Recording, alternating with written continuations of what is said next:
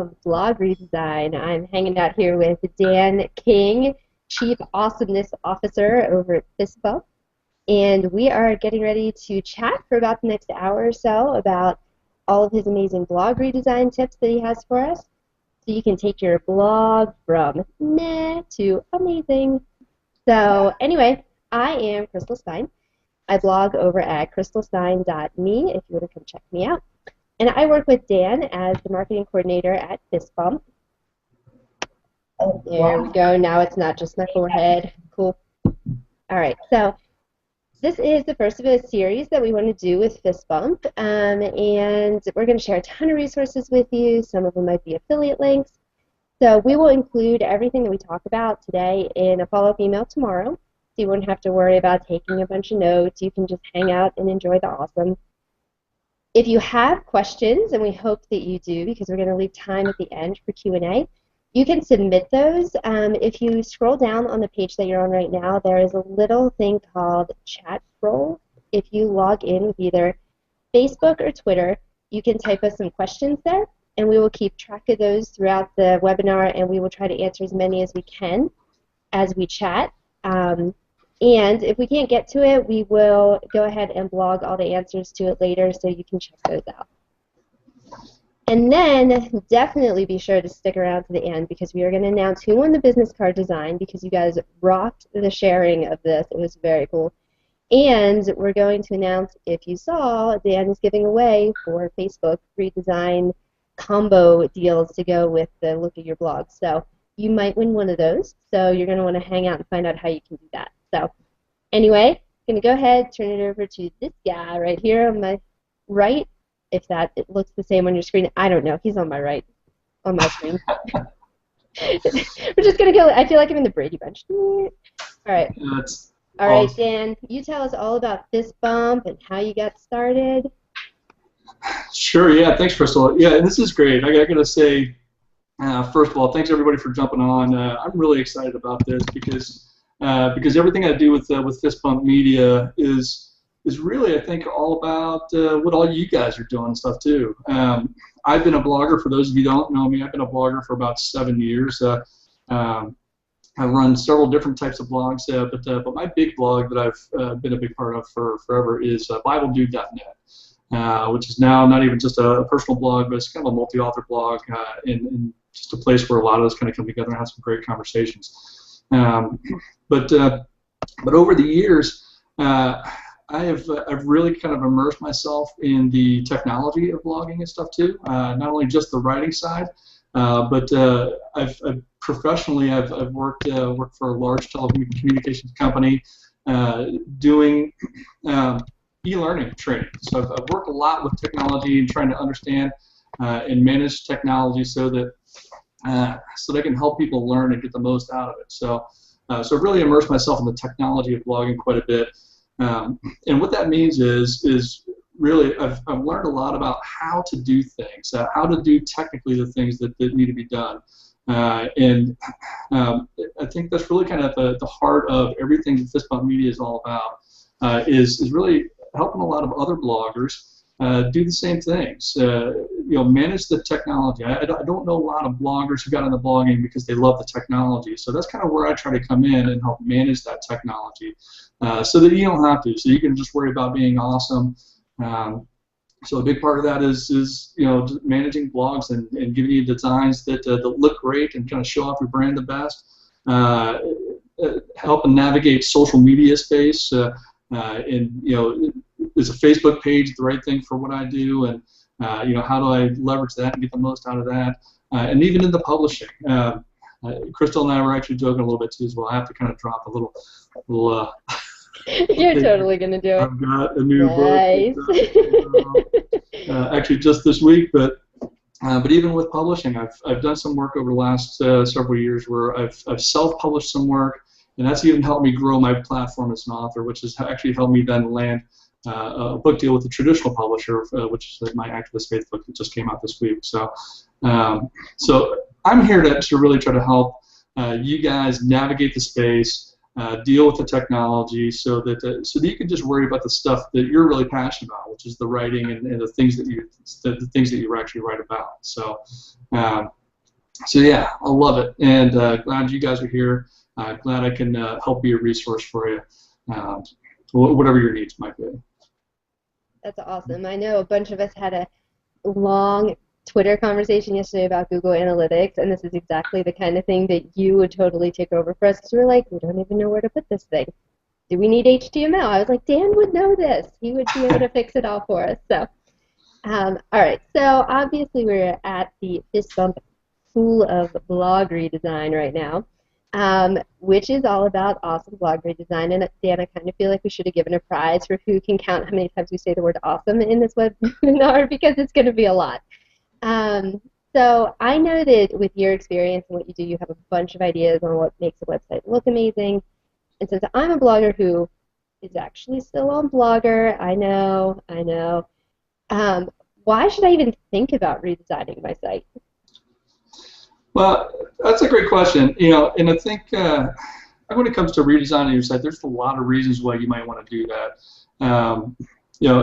Kind of like I mentioned too, most of the bloggers that I know don't blog because they just love managing technology and stuff. A lot of them blog because they love to write, which usually means you have other writing goals. Maybe you want to get published, or maybe you just have a story that you want to get out there and maybe present it in a really strong, credible way.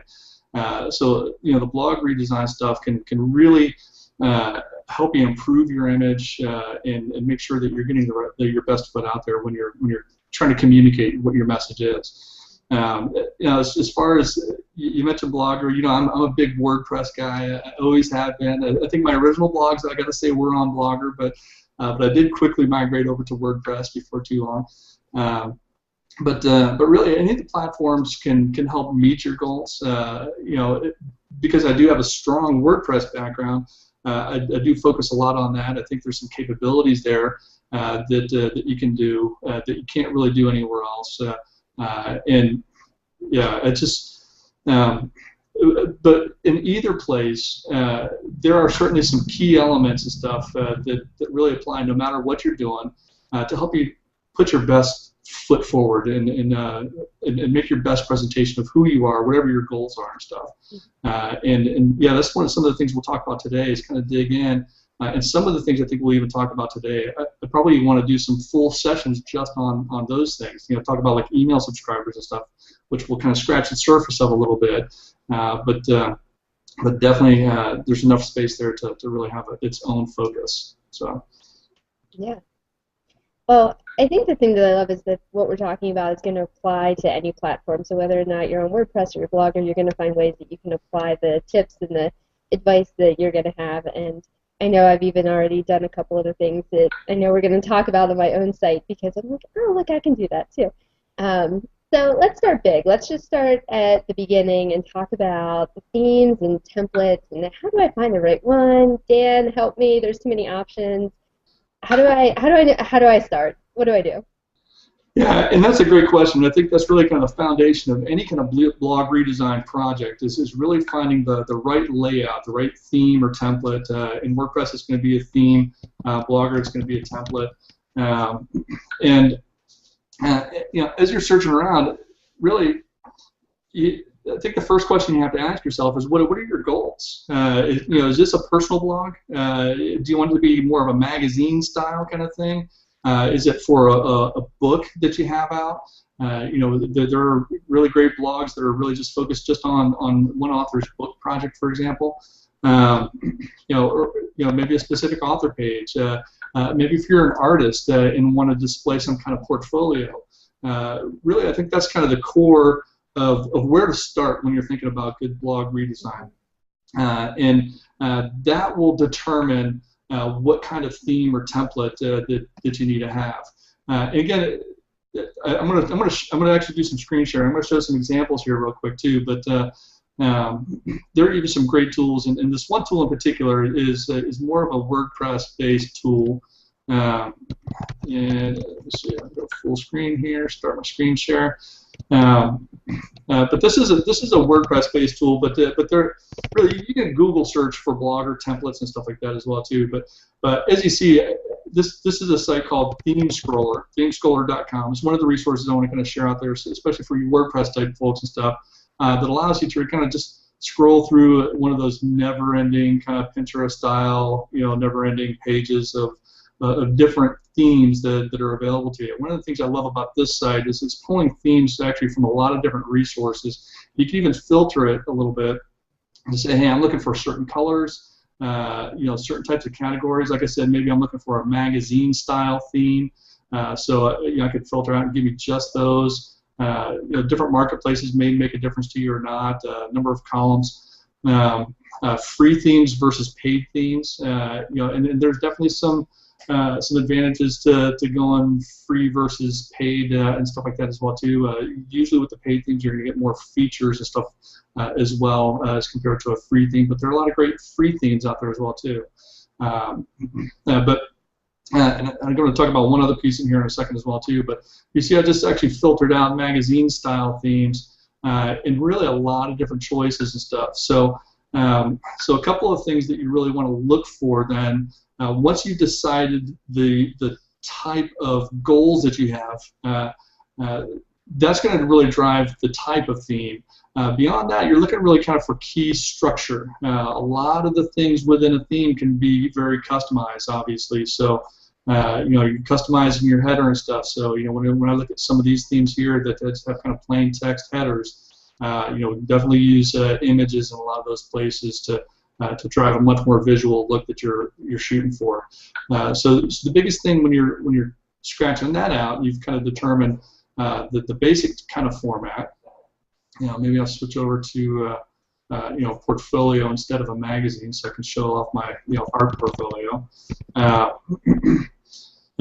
Once you've decided that kind of basic layout format or your goals. Basic layout format is going to be one thing that's really going to strike you. And I think one of the most important factors then when trying to figure out which exact format is going to help you the most is what strikes you. Because really a lot of times your blog audience is going to be a lot like you. So so you want to look for the types of things that stand out to you and maybe share some kind of part of your personality. So you see vintage templates here, compared to very, very visual, with YouTube videos and things like that. So, so a lot of different options, really, for poking around. I think also when it comes to themes and templates, that's one of the other options in this filter on this theme scroller site is a word called responsive. Responsive is a pretty big word in blogs and website development stuff right now, because what that means is, I'm going to show you an example too here as well. So I'm going to jump over. This is a book site that I have. It's my first self-published book, The Unlikely Missionary, and it's a little bit older theme right now. And this is a theme that is not responsive. And really what that means is, when you think about where the visitors are coming to your website from, or what devices they're using. Maybe they're sitting on a desktop computer, or maybe they're on a phone. A responsive theme is one that's going to really respond to that environment, where that visitor is coming from. So for example, if I want this is a non-responsive website to appear on a mobile device, on somebody's iPhone, for example, I'm going to actually need to install a mobile theme, which is going to maybe present a slightly different look and presentation of what my website looks like.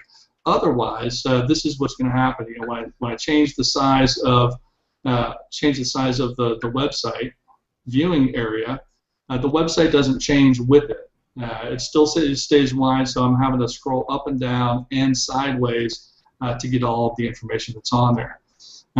So in comparison, take a look at BibleDude.net. I told you this is my main blog here.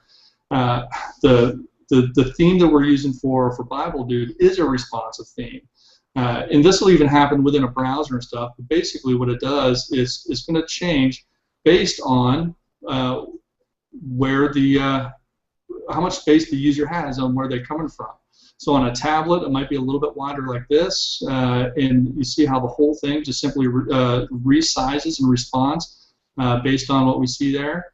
If I go skinnier, which might be on a mobile phone, you see how even the blog post kind of stack on top of each other a little bit easier, and even the sidebars move down towards the bottom. And the whole thing is completely readjusted based on the type of environment.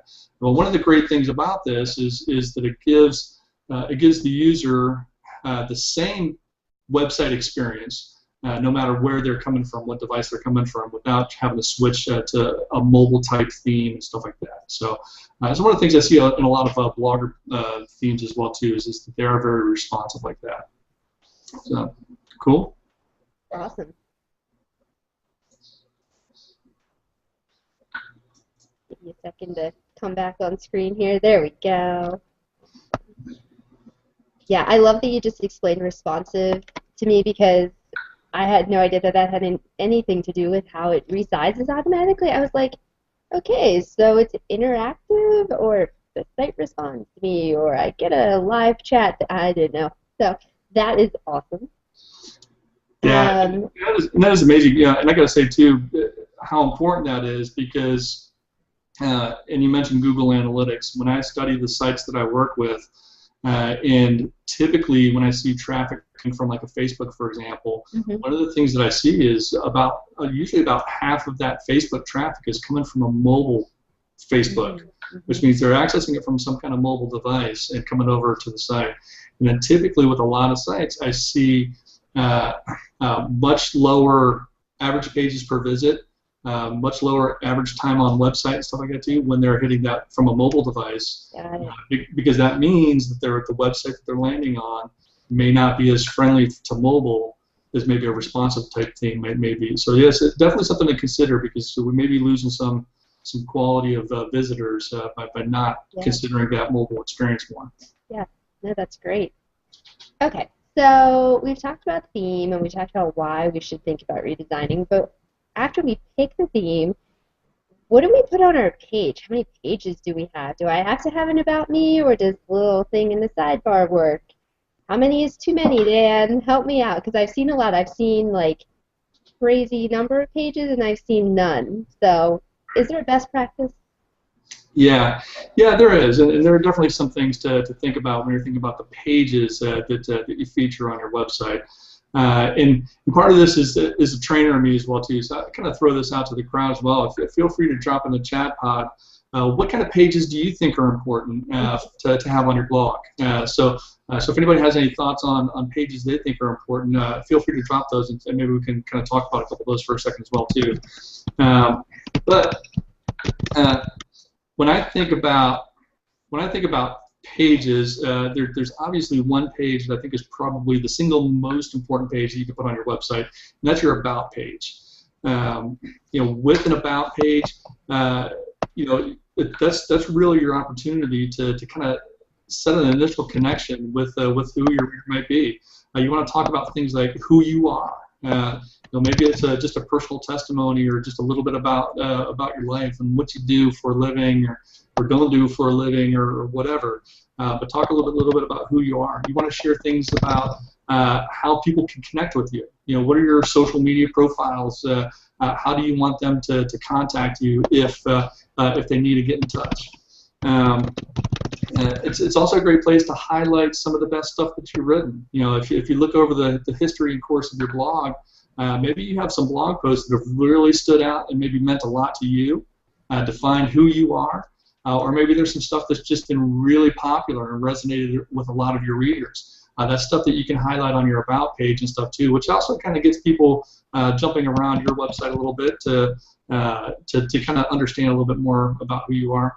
And I can't underestimate the value of pictures and photos and stuff. I know there's a big, some people are very sensitive about privacy and stuff like that too as well, but if you want to really connect with your audience on a personal level and stuff, which a lot of writers do, and which is really going to give you more bang for your buck, having some kind of picture or photo of yourself it can be really helpful, just as a connection tool. It's always kind of good to know who it is that you're looking at. jump over to screen share again real quick, show an example of that. So like on my Unlikely Missionary website, you'll see a lot of these things come into play and stuff. And on a website like the Unlikely Missionary, this is one of the things too. This is a photo. It's not even really a close-up photo of me, but I share a lot of my story and who I am, what I do, some of my personal testimony, links to other things that I've written, social profiles and stuff. But that picture, I think, probably really enhances quite a bit who I am and what I'm really about. Watching me walk with kids in mountains in Uganda and stuff says a lot about who I am as a person, which really connects with the whole purpose of this website, the Unlikely Missionary. So yeah, definitely get that kind of view a little bit better when you share some photos. Great way to connect. I didn't screen share that, did I? No, I was gonna say, I was like, Dan, I don't see. I mean, I see you, but I don't see you. I'll pop over real quick. It was a great description. I was picturing you with kids in Uganda. I'm like, okay, we got that. And there it is. We can see that now. Yes. Yeah. Okay. So yeah, and that's exactly what I'm talking about right there. And if you were looking at that page, theunlikelymissionary.com. If you're looking at it and follow up later on, you can kind of see how I laid that out and link to other important content posts and how people connect it. But the image, like I said, really says a lot about who I am and the kind of person you're connecting with on that website. Yeah, it looks like from the comments in the chat, which you guys are awesome at, it looks like the About page is definitely key. The Contact page, ooh, a shop page, that's good if you have the shop, an Etsy shop or something that you sell at.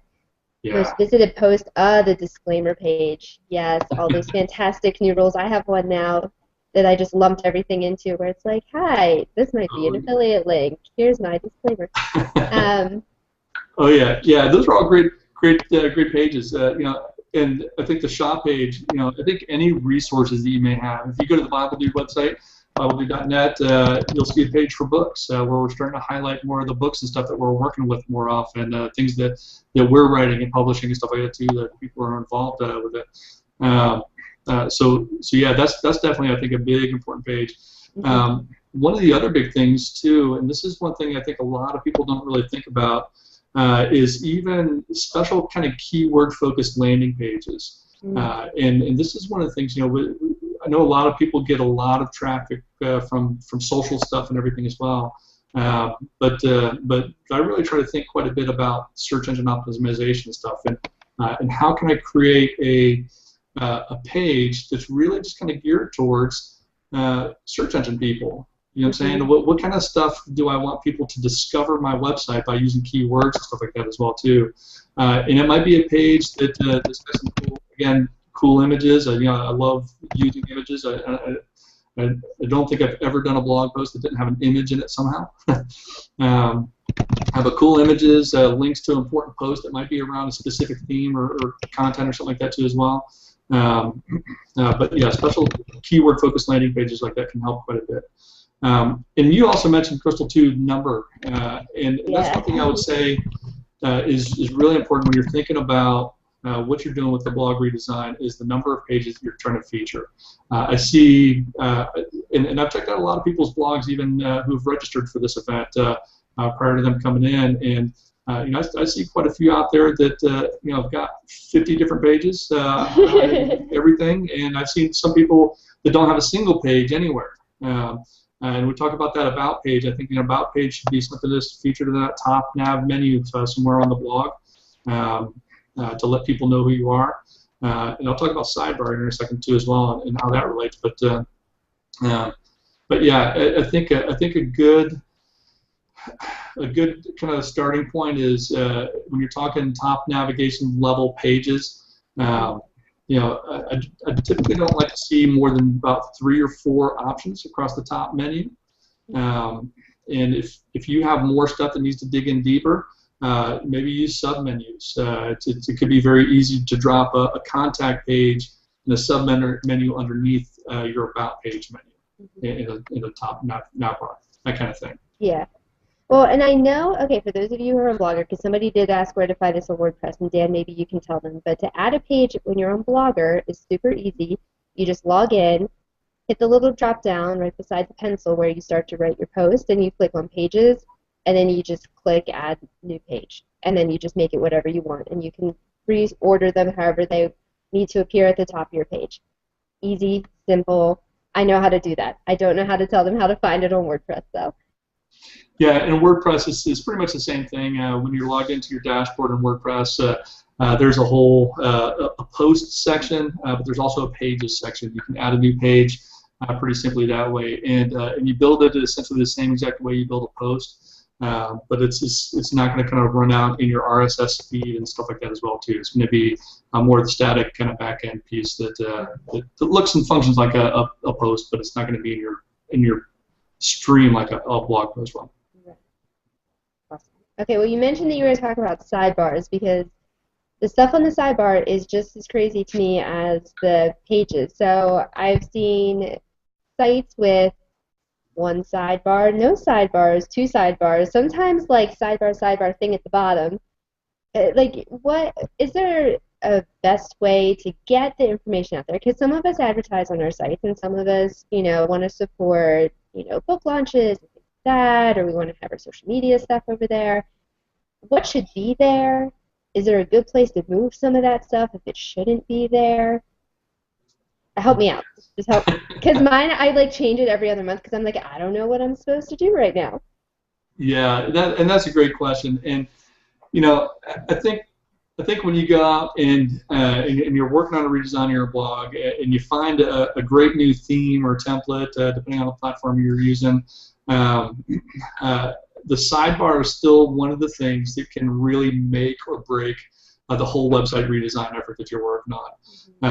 And it's one of the things I see quite frequently too when I jump around is sidebars that are way super cluttered. One of my pet peeves too is even the size of the content. When people put images and banner buttons and stuff like that in a sidebar, some are way too big for the sidebar space that's there. Some are way too small, and they're stacked on each other. It just kind of gives this very uneven, strange kind of look and stuff. So it just looks kind of cluttered and unintentional. So I think if you're trying to put that best foot forward and stuff through your blog, one of the big things too is cleaning up that sidebar. One thing with the sizes of the content stuff, and there's some ways, and some of this requires get into the HTML code a little bit. If you're familiar with the HTML coding at all, there's usually a width equals so many pixels or whatever wide for that sidebar piece.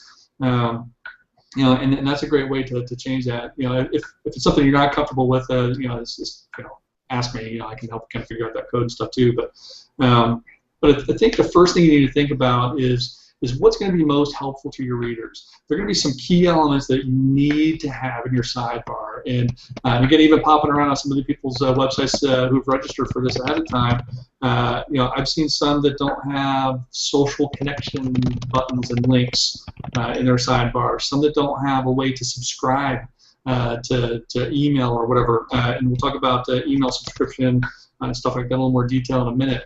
But those are really, really key elements. And those are elements too. The social connection and subscribe stuff should probably be at the very top of your sidebar, because no matter what, when we talk about above the fold, which is kind of the, when the page first loads, that's the stuff that you want people to see every time, no matter what, how they can connect with you and get into your content. Especially on Blogger, because I know it's kind of part of the widgets and stuff that you can install for your sidebar. I see a lot of the about profiles and stuff, and that's something that I would personally love to see an about page up in your top menu and stuff, and probably even drop that about profile thing in your sidebar. So definitely probably move some of those things out. I think when you think about what's most helpful to somebody in that sidebar, I think things like banner buttons for projects that you care about are fantastic. Especially visual kind of content is very nice and easy and enhances the overall visual look of your site and stuff a lot of times. Sometimes other lists and hey, I have all of these books. Maybe you've published several books. maybe not listing every single one of them in your sidebar may be appropriate. Maybe having a books page that we mentioned before could be a good way to deal with that. And put that in the top navigation and have a whole page dedicated to what your books are, and give you more space that way to even enhance it. Maybe drop an image or banner button for your latest book in the sidebar or something like that, or create a banner button for your books page that you can put in your sidebar, so you have one piece that can kind of link over to the page that's got the full amount of details and stuff. But yeah, definitely the big thing to avoid is if you can move it onto a page like that, then that's fantastic, because you also want to avoid the never-ending sidebar that I have to keep scrolling on and on and on and on and on stuff just to even see the end of the sidebar. So if you have that going on, there's probably some stuff that you need to move to pages, leverage that somehow, but definitely that subscription social connection stuff should be at the very top. So. Yeah. I love when I find a new website and a blog that I love and I want to subscribe to it, but there's no subscribe button, and I never go back because I'm a mom, I have a toddler, I don't have enough brain cells for that, and I favorite everything, so it's not like I can even use that anymore. So if it doesn't come into my email box and I don't have a way to sign up for it, I'm probably not going to make it back. But I shared on the chat my sneaky trick, and this is probably not what you're supposed to do, but in order to get all of my blog buttons to be the same size, I totally save the button as an image and then just put the link, like if it's an affiliate link or something, I just snag it from the code and put it in that way. Because Blogger will make them all the right size. It'll make them all uniform. But if I do HTML, it doesn't like me when I try to change the size. So I gave up and I'm like, you're all images now that can click through the links, and it's fine. It probably slows down my site or something crazy, but it works for me as my super secret ninja trick to make it all look pretty. So. Yeah, and that's great. I think even as far as slowing down the site stuff, it may not be something that I'd be super concerned about. Because if you're right sizing your sidebar and you don't have a million of those things listed there, that'll slow down your site. Yeah, right. But if you have a few of those things and stuff too, it's probably not going to impact you that drastically and stuff too. So. Cool. All right. So I picked my theme. I figured out my pages. I've got my sidebar all cleaned up, and actually have just taken a bunch of notes about things I want to move now. Thanks, Dan. Okay. Talk to me about plugins, because honestly, plugins for me, there are some on Blogger I know how to use. But I know that WordPress has a ton of options. I mean, what plugins do I need? Which ones are important to take my blog to the next level and make sure that my readers are really getting the most out of my site? Yeah, and I'll throw this out there too, because plugins is going to be more of a WordPress type term. There are some widget things and stuff like that too that you can run, things that you can kind of build into your templates and stuff in Blogger that'll also help. But so when I say plugins, forgive me, it is a little bit more of a WordPress type term. But there are some things that I think about related to a lot of this is really just kind of back-end structure stuff that I think is really important. Some of it is SEO and analytics. You mentioned the Google Analytics early on at the top of the broadcast here. Mm-hmm. Those are definitely things that I want to try to make sure are installed so that we're running the proper search engine optimization and understanding what's happening. For example, for WordPress folks, kind of throw this one out there. There's a plugin called WordPress SEO by Yoast, which is a fantastic plugin that really helps kind of fine-tune your keywords and even kind of rank your posts and stuff like that too for how good it is set up for the keyword you want to drive and stuff like that too as well. So there are tools like that I like to try to think about and set up that will help with that. Again, especially on a WordPress site too, there's things like caching. We talked about speed a minute ago, and a good caching tool will actually help by, without getting too technical and stuff, not forcing the viewer to download every single file that's on the website every single time they view it stuff. So certain things will be cached, whether in our browsers or on servers somewhere and stuff too. That'll help kind of speed up the site. And again with WordPress, and this time specifically for a self-hosted WordPress. So if you have a WordPress.com website that's hosted by WordPress, if you have hosting with Fistbump Media or some other hosting service, GoDaddy, Bluehost, something like that. You have your own domain and you're hosting on your own server space and stuff. A good database backup plugin will help quite a bit because it'll help you optimize your database and also make sure that you have backup. So if something were to go wrong, site gets hacked, something like that too, you always have a backup of your stuff. And then this last one too is one that I think in kind of bump us into the next point that we'll talk about a little bit as well too, is even social sharing. There are a lot of Blogger widgets and WordPress plugins that really help with social sharing. And one thing I want to kind of really make sure I mention here as well too is there's a big difference between social connection and social sharing. Social connection is making sure that you've got the buttons and links in your sidebar or whatever that allow people to connect to your social profiles. Social sharing is making it easy for them to share your content as well, regardless of whether they're connecting with your profile or not. So you want to make it very easy for people to get your content, share a blog post to Facebook, Twitter, Google Plus, Pinterest, whatever it is. So social sharing plugins are fantastic. Definitely a big must. That is it. We are getting all kinds of questions for you later, Dan, so I'm pretty excited about the Q&A section. I'm like copying and pasting like crazy. All right. So social, let me see, I just typed this. Okay, social connection is connecting with you as a blogger on social media. Social sharing is sharing your content on social media. Yes. Correct. All right. I get a gold star. I paid attention. Awesome. Well, let's talk a little bit more about, do you have tips on just doing social sharing well? I mean, I know how to go in and schedule my posts and stuff to go out on Twitter. Is that annoying? Is that the best way to do social sharing? How do I get my readers to share my stuff?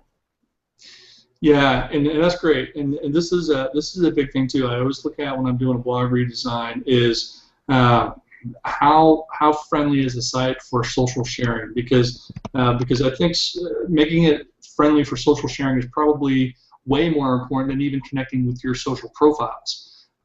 So it's really important to make it as easy as possible.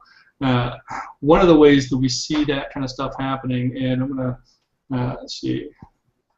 I think I'm going to jump over here in a second, share my screen. Yes. Let me turn that on.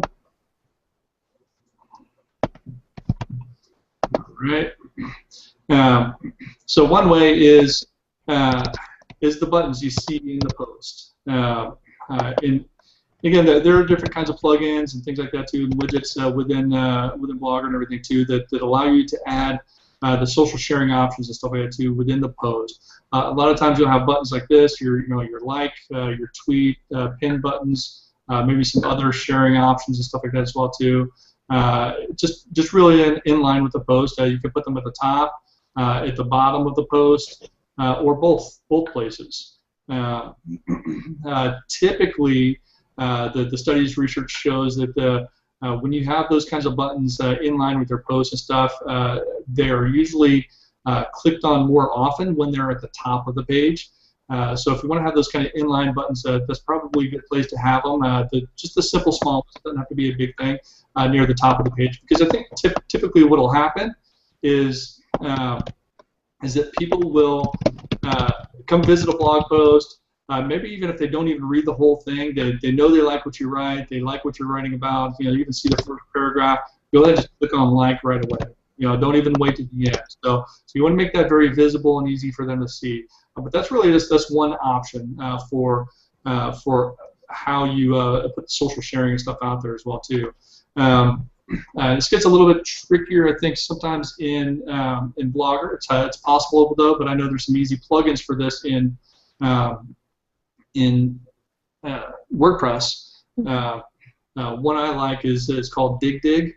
for your WordPress folks, that gives you a floating sidebar kind of thing like this. And one of the things I really like about the floating sidebar piece is that no matter where a person is at, that sidebar is going to be with them from the top of the post to the bottom of the post.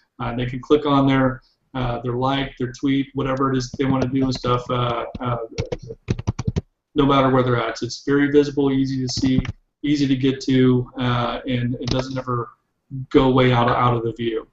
One of the other options here too is, and I'm going to pop over to one of the blogs that I've done some work on recently as well too, Emily Waringa's website. Oh, and look at that. That's a blog post that I actually guess for her.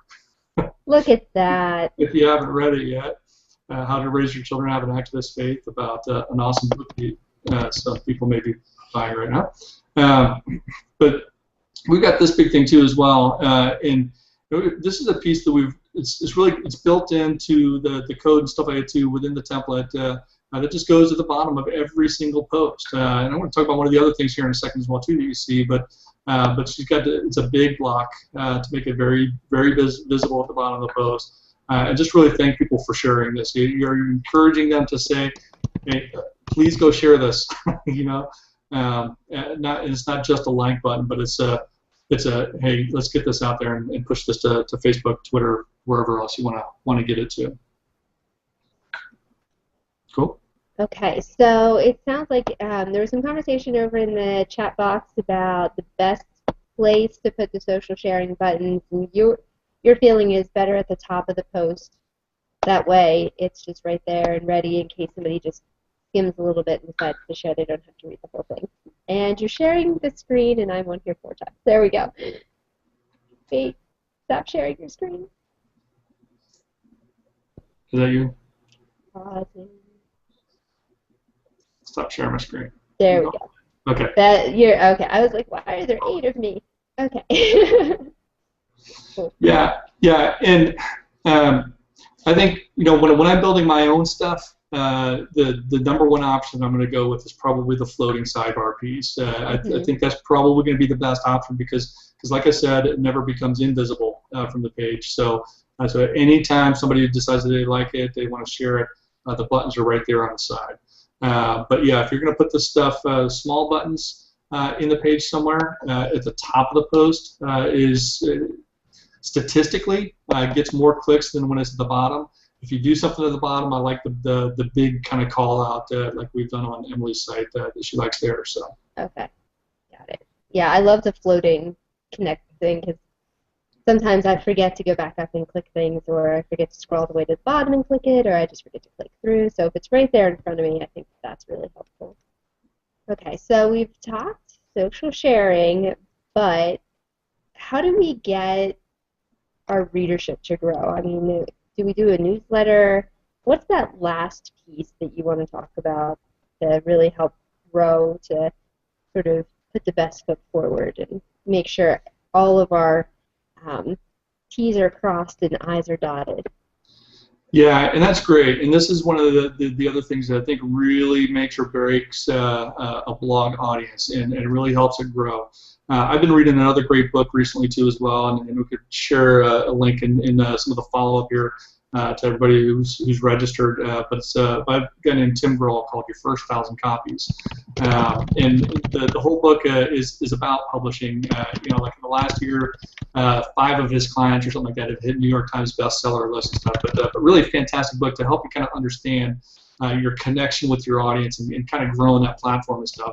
And one of the things he says in there is something I've had some great experience with myself, and so I totally agree with what he's saying is that even with social is a connection point. It's a way to get content out and sharing stuff, but your best way to continue to connect with people is through email.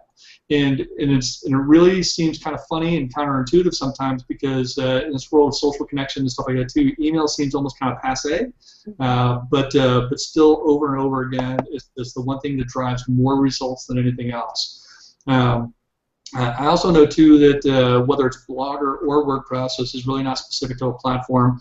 A lot of folks have set up on a service like FeedBurner because it's been so easy that you can get your RSS feed when you publish a new blog post, people can subscribe by email, and they get that blog post delivered to their email. I've done a lot of work recently too with several bloggers, and even migrating them from a FeedBurner onto a MailChimp. And there are other services like MailChimp, Aweber, stuff like that too as well. But MailChimp is the one I tend to prefer. I like the most personally. But we'll migrate over to MailChimp because you can do a lot more with your design for it, and have a lot more control over that list. But you can also set up that same kind of an RSS-driven campaign, so that when you have basically a template for what your email looks like, and you can match the design of your website and everything. But then that's when you publish a new post, it automatically gets sent out again to everybody on your mailing list. Like I said, this is one we'll probably do a whole session really just about email subscription stuff, so I'm not going to dive too deep into it as well, but a couple things that I do want to show that I think are important when we're thinking about blog redesign is how do we leverage that and encourage folks to subscribe. And one thing is sidebar. Again, like looking at BibleDude.net, look at that sidebar. One of the things you see here is at the very top, one of the two most important things that I said is that social connection stuff and that subscribe piece. I'm going to type something in here. I'm not sharing my screen. You're not share. I was going to say, don't forget to share your screen, Dan. All right, yeah. Oh, let me share real quick. We're just all opening our own tabs and going over to BibleDude.net. All right. Cool. So,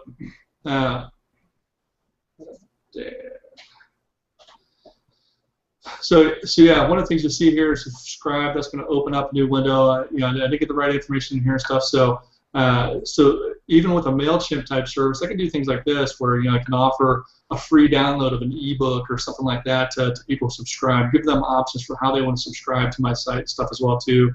So that's one of the things you can do with a service like a MailChimp. But definitely important where to have that in place. But when you're thinking about designing your blog and website, is to have that near the top in the sidebar. One of the other things that we've done recently too at Emily Waringa's, and this is something she always had there as well too, but we dropped that again down by the social sharing stuff. At the end of every blog post, we got this statement that says, hey, you want some of this in your inbox? Just enter your email address and subscribe right there. So she has it in her sidebar up towards the top there, but she also has it in her posts and stuff as well too. And she sees some pretty good conversions from that, and people registering and signing up for her mailing list that way. So a couple great ways to get that email subscription piece built into your blog. Rock and roll. Yeah, that's awesome. So for those of you in the chat that were a little bit confused, MailChimp is an email service. It's just MailChimp.com, and we'll include that in the follow-up email tomorrow. A link over there so you can sign up. It's super easy. You really can't mess it up. And as far as Dan, if you already are on FeedBurner and you want to convert over to MailChimp, is that hard? Is that easy? I mean, I know it's something you could do for us. But on like a scale of 1 to 10, is this like user-friendly, or I should hire you? I mean, I should hire you, but yeah, hire me is going to be the easiest way to do it. But yeah, it's not a super complicated process. And like I said, this is something that we'll probably really kind of dig pretty deep into when we do an email one as well. But essentially, once you create your MailChimp account and create your list, create your registration form and stuff that goes to your list. Then it's simply a matter of really going to FeedBurner, exporting your email subscribers, and then you can import them into MailChimp to the list that you create. And then once you've got your list imported, the next big thing you need to worry about then is creating your RSS-driven campaign so that you can design your email that goes out to them on a regular basis, so it looks like your site and all that stuff. And then when you're ready to flip the switch and start your new campaign in MailChimp, then all you have to do then is go back over to FeedBurner and just deactivate that email subscriber function over there. And it's pretty seamless. It's basically when you do that, one day they'll be getting the old FeedBurner email. The next day they'll be getting your new pretty MailChimp email. Nice. That sounds like something I need to add to my to-do list. Because I love MailChimp, and SpeedRunner doesn't give me as many great options to customize it, so I think I will definitely be working on that. All right. Did you have anything else, Dan, before we jump into Q&A? I've got some questions queued up here for you if you want to just jump in there. Yeah, definitely. Let's do some of those questions. Very cool. Some of these I'm going to save for you, I think, to maybe address in a blog post, so you can sort of follow up on those. And a couple of these about the email newsletters I have a feeling you are going to love for your next webinar, so we'll hold on to those a little bit. But there were a couple questions at the very beginning when we were talking about themes. Kate asked, a lot of bloggers I know use Genesis and child themes. Is that really necessary, or is a free theme good enough and look good and professional? Yeah, and that's a great question.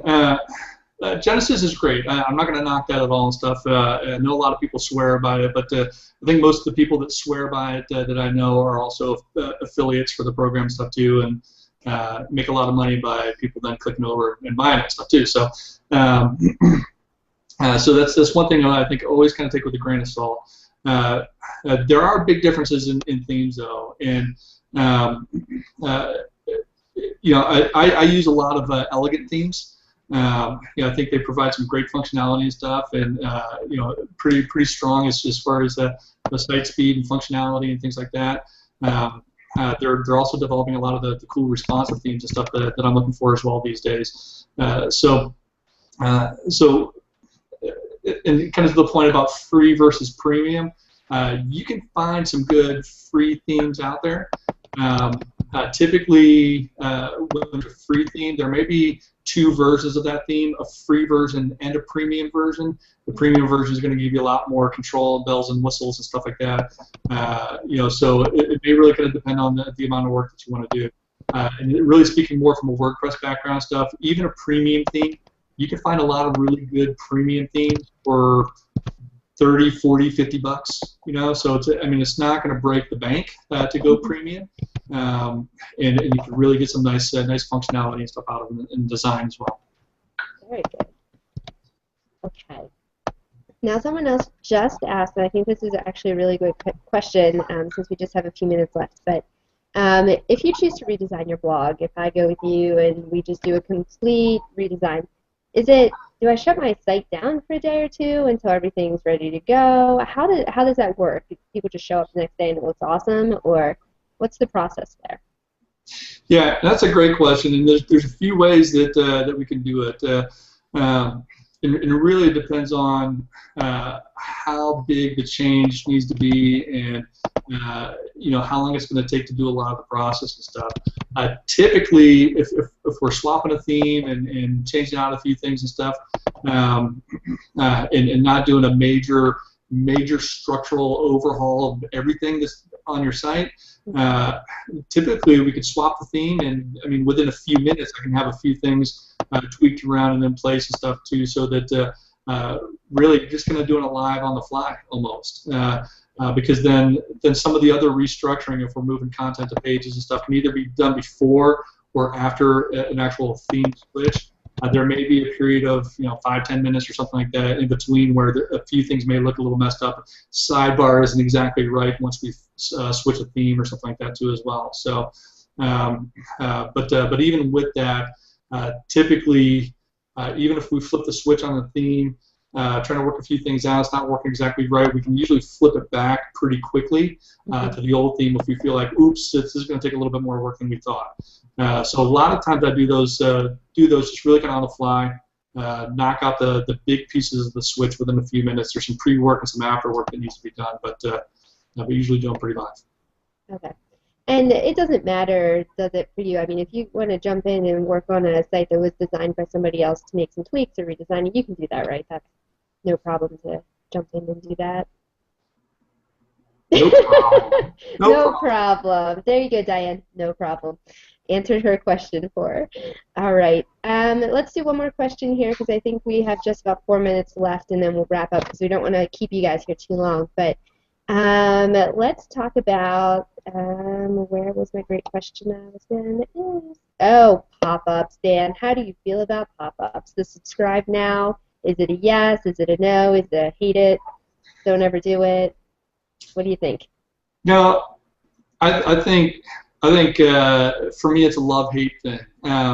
I don't personally use them a lot on my sites, just because I don't really enjoy them a whole lot, but I've also seen some studies that have kind of dug into that, and I think the Tim Grahl on the book that I just mentioned, Your First 1,000 Copies, he even talks about this, how a lot of the sites that he's working on with authors and stuff right now too, they use a pop-up thing, and I think they get pretty big with how they code it and time it and stuff too. And there may be some resource I might be able to find, and we could send them the follow-up as well too, that to point out good resources for this. But even suggest, have a pop-up delay, a certain number of seconds on the, 30 seconds. If they're on the page for 30 seconds, then they're engaged enough to maybe want to subscribe or something like that. So pop it up then and set some conditions in it so it doesn't keep popping up for repeat visitors when they visit their next page too, and all that stuff. But he says a lot of people are very hesitant about doing something like that because they fear that it's going to annoy the readers. And actually what they find is it doesn't actually annoy the readers as much as people fear that it does. So there could be some conversion success to it as well.